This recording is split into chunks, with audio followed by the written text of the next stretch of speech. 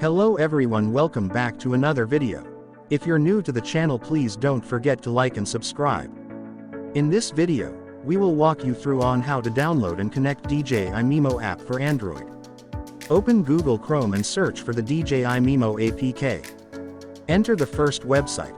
Click on download and wait while your download starts automatically.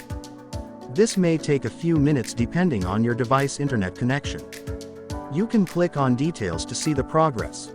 When done, install the app and launch it. Scroll down and tap on agree on the bottom right.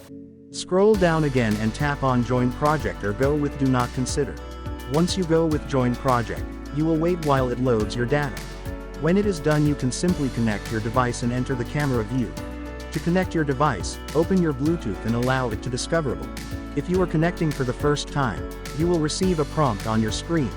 Simply follow the instructions to complete pairing with your device. That is it for today, and thanks for watching.